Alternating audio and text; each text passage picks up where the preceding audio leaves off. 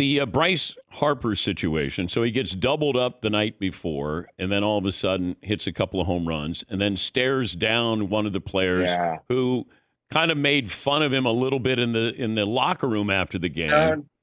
No, not kind of. And this is what I think baseball needs more of. I think we need these exchanges. First of all, Bryce is one of the more iconic players in our sport, obviously one of the better players in our sport, best players in our sport, two-time most valuable player. Orlando Arcia, if I'm not mistaken, started the All-Star game this year, so he's a successful player in his own right. But I think these exchanges between teams, between stars, between players, I think will really and tell that story. Tell that story.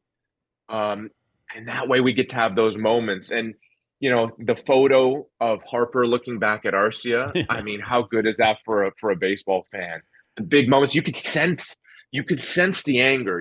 I think, and I'm not going to mind read here, but I think the average baseball fan wants to hear the anger, the emotion, the hatred, the spite. I guarantee when Arcia and Harper step away from the field and the series is done, they dap each other up, handshake each other. And come on, it's just competition. But in competition, give us that context. Attaboy, Harper, way to go. He's kind of making fun of him, way to run the bases. He hears it. And then all of a sudden he's like, all right, you want to talk about me? Let me show you what I can do with this bat. Let me, put a dagger in this game, sort of thing. So Phillies are up 2-1, I think, just out of spite. That was a spite win almost. What's that So sound? it'll be a great series. They'll play 5. I bet you they play 5.